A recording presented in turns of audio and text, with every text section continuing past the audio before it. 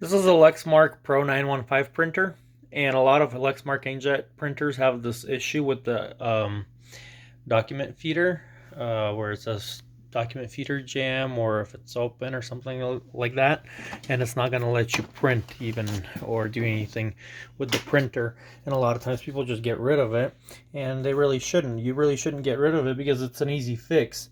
Over here on the back, this printer does not have that issue, but yours, if you're having that issue with the document feeder here, you're trying to put something in, or your screen will just say that there's a problem with the document feeder or something like that. So when you look in the back, this is what it's supposed to look like. This is for Pro 905, Pro 805, and all those inkjet printers that have the automatic document feeder.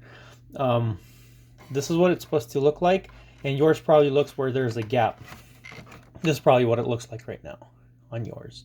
And basically what causes that is one of the hinges. There's one hinge, both of them are going to be on the left, the ones that have springs. This hinge, if you look at it, if it's broken, you'll be able to just lift it without anything in the way. This one is in very good condition, so it's working just fine. It's holding up the top without any problems. So if you have that problem, you can replace it. These are really hard to find. We have some, but they sell out pretty fast. What you can just do is remove these screws and pull the springs out, or pull these things out, and that'll just let you keep the lid closed. I'll show you how to do that in a minute. So we're going to take a Phillips head screwdriver or a screw gun, and then we're going to remove this screw and this one here.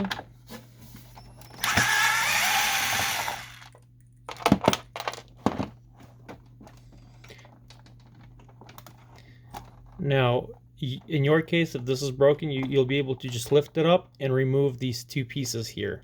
I'm not going to do that. I'll just show you how to replace it. When this is broken off, you can just pop this away like so. See how it goes? Like that. And then this portion, just be careful not to rip any wires or anything like that. But what you're going to do is you can just lift it with the screwdriver like this here, or hold it, somehow lift it up, and then there's going to be a latch right on this side that you just need to push down.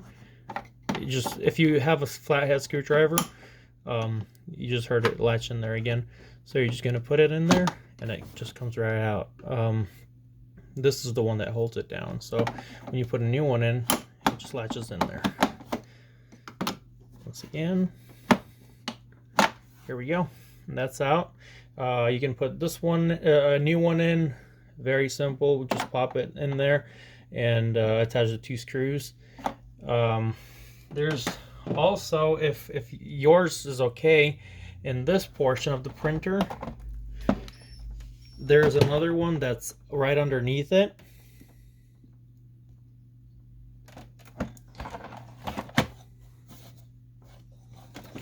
So when we open the cartridge area, over there on the left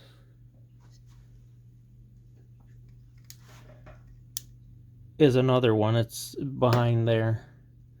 So in order to replace that one, if you have a problem with it, so here we go. We flip the printer around. So this is the one that we removed right now. It's in here, or actually in here. This is where we removed the one right now, and this is the one that I'm talking about right now. If you have a gap in between this line right here, and printer's also giving you an error where there's an open cover or something like that, to remove that one, we need to remove this screw right here. And if this is the other side, but this side does not have a spring, so even if it breaks, it shouldn't give you any problems. But whenever you're trying to change an ink cartridge and that top cover just keeps falling, That's probably the one that you need, is the lower one.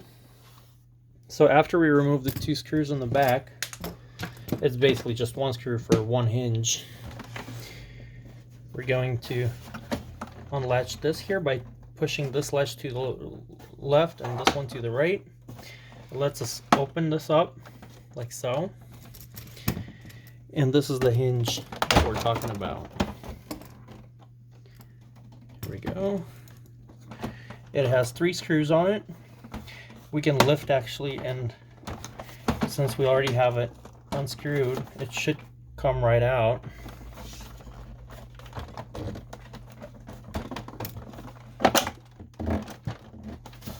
Let's it back in. Anyway, we're going to remove the 3 screws here.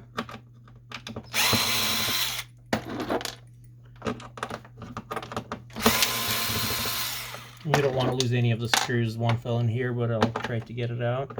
So we'll get that out.